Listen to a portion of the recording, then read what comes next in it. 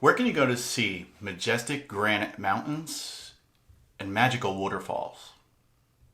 If you guessed Yosemite National Park, you're correct. Let me tell you about the time the Hoffmeyers visited Yosemite.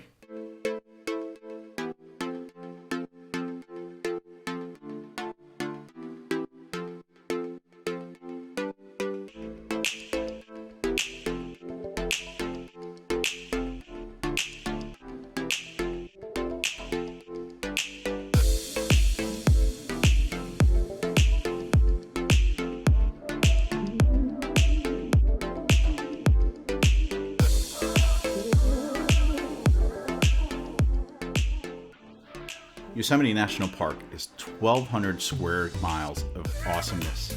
From the mountains of El Capitan and Half Dome to views from Glacier Point and Tulum Meadows, as well as visiting Mariposa Grove and hiking the Mist Trail.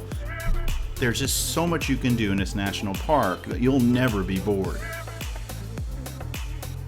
We stayed at Yosemite for 3 nights, or near Yosemite, because we decided to camp outside of the park about a half an hour at a campground called Dry Gulch. Many of the campsites within the park were actually full, or we found that they were very cramped, meaning everyone was right next to each other. We felt being outside the park allowed us to, number one, save some money and be a little more comfortable. If you visit the park, don't forget to bring your camera because there's a lot of great opportunities to take awesome photos. We entered the park through a Wawana entrance and stopped at Big Trees Lodge for an early dinner since they're known for their summer barbecue on Saturdays. $23 for adults and $13 for children. You're served 1 portion of meat and unlimited sides and also a drink of your choice.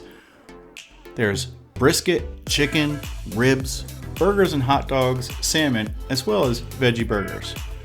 The mac and cheese and corn on the cob was my favorite, and also I liked the coleslaw. It allowed us to stop, relax, and fuel up for our upcoming adventures.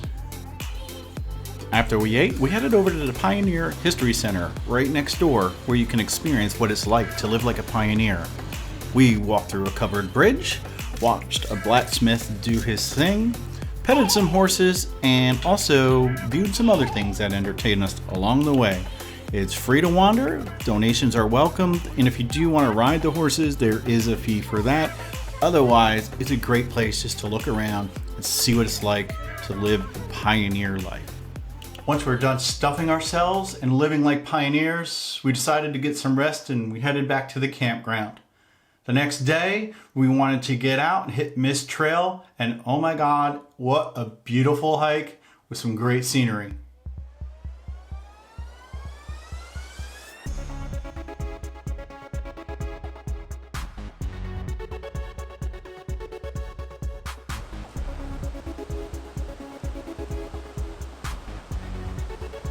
The Mist Trail can take you to Vernal Fall as well as Nevada Fall.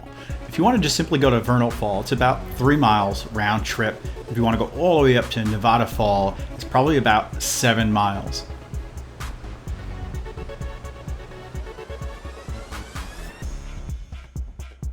In my opinion, it's worth going to Nevada Fall just because the scenery along the way and then what you see at the top is awesome. Then you have a surprise on the way down.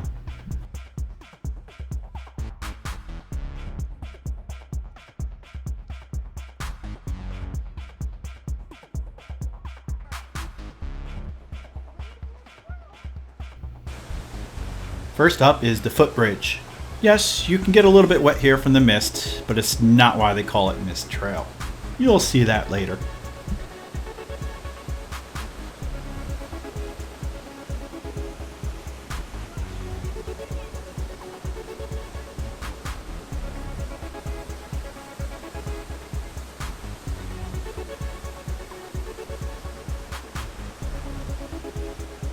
Make sure to bring plenty of water, whether it's a water bottle or water bladder.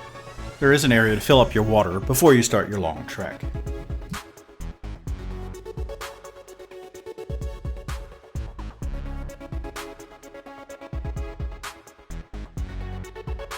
We made sure to take plenty of breaks along the way to enjoy the wildlife as well as nature. over there. We were astounded once we caught a glimpse of Half Dome. It was such an amazing sight to see.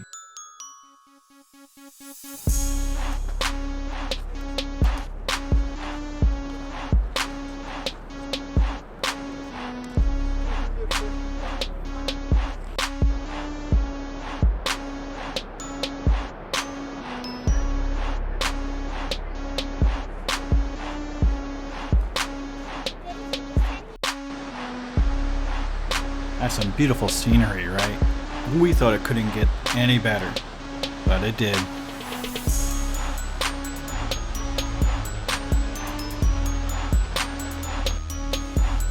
We were in Yosemite in June, and there was a lot of water. There was a lot of water runoff, making this a gorgeous vacation.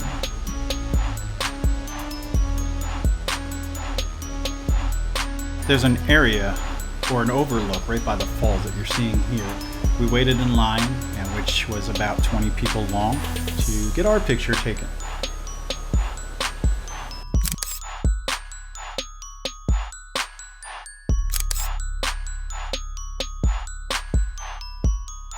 This is the last area where if you're going down this side of the mountain or by the falls, you will stay dry.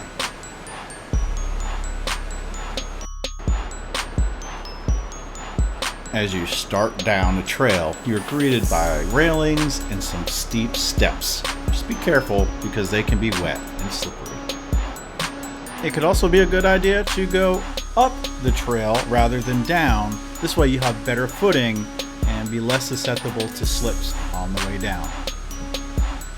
This is the area that you might want to take any sensitive electronics that can get damaged if they're wet and put them in your backpack or in a plastic bag, which is what I brought. Then I took out my iPhone, which is water resistant.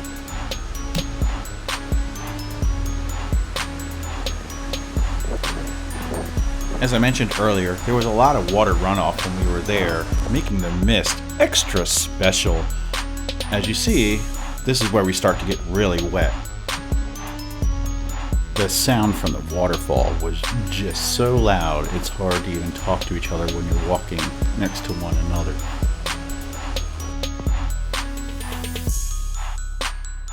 Here's an example of how wet you can get.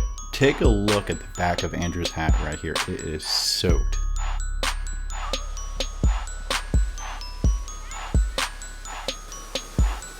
Being around the falls was the highlight of the hike. It's one of the most beautiful hikes that we've ever been on.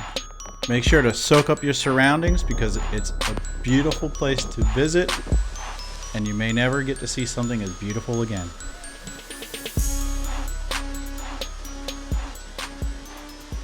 Did you know that you can rent bikes in Yosemite? We decided to rent bikes for an hour and take a ride. It was so beautiful being down in the lower part of the valley and seeing all the mountains on the surrounding sides, and even saw some wildlife.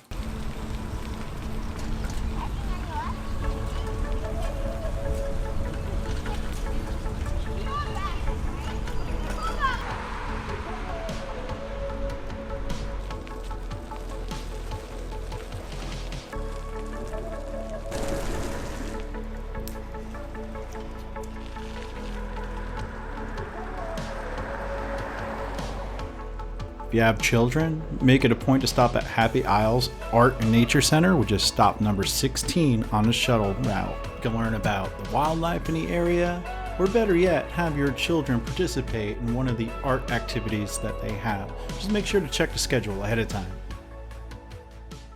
So what did you think? It's kind of magical. It was really great on video. The pictures were gorgeous, but you have to be there to see Yosemite in all its glory. I recommend you visit. Let's get into a few tips if you're going to visit Yosemite, especially if you're a camper. If you want to go camping and you want to get one of the spots that are inside the park or even outside the park, it's always good to try to book your reservations 5 to 6 months in advance or as soon as they open up. Different sites may have their reservation systems open up at different times. Well, you want to be the first one. When that clock turns, whatever time it is, 6 o'clock, 7 o'clock, you want to be on that website. You want to book a spot and get it so that you know you secured a place to stay. And don't give up. If for some reason you don't get it the first day or the second day, keep trying. We tend to do that a lot with a lot of our vacations is we get a few family members to log into a computer, and then what we'll do is we'll all try to get a spot and make sure that we're gonna have a great vacation. Worst thing is if you don't get a spot, you won't be able to make plans because you have nowhere to stay, right? Yosemite has a great shuttle bus system. They operate every 10 to 15 minutes. They are crowded at times, and other times they might not be crowded. We were fortunate enough to get seats every now and then. And what's interesting, it's like a figure 8, and a lot of the sites, they have one stop on one side and then another stop on the other side, because the bus goes one side, it goes one way, the other side another way. You just need to pay attention to which direction you need to go in to figure out which side of the road you need to be on so that you don't sit there on the shuttle bus for more stops than you need to. Just pay attention to the maps, go over the stops, and it could take a day or longer to actually figure out the bus system. That's why we recommend going to Yosemite for more than one day. Don't try to fit Yosemite into just one day, because you will not be able to see all the stuff they have to offer. Yosemite Valley Lodge is kind of near the center of the park. It's a great place to one, stay if you want to lodge there. They have restaurants, which are not really too expensive, but not really cheap either. Some good choices there. They have places to shop, get souvenirs. That's actually where we got our bikes from. It's a great little place to regroup and relax, maybe get a meal or two, and then buy those gifts for yourself and maybe for loved ones. Make sure to mark Half Dome Village on your map. If you're a camper, this is a great place because they have a pool and they have warm showers where you just pay $5 and you have access all day to the pool and to the showers. It was great to go and freshen up and get a nice warm shower. They have lockers, and again, they have the pool, and you can bring food outside to the pool by the tables, get a little snack, get your swim on, and then be fresh and clean, ready to go. One of the most important tips we can point out is get the National Parks Pass. It's only $80 for the year, allows you to get into the parks. It also offers discounts for items such as some tours that you may want to go on in the national parks. We think it's a great buy, and we recommend doing that. If you've enjoyed this video, give it a thumbs up. Make sure to subscribe so that you don't miss future videos from our channel. And we hope to see you out there in the national parks or maybe somewhere overseas.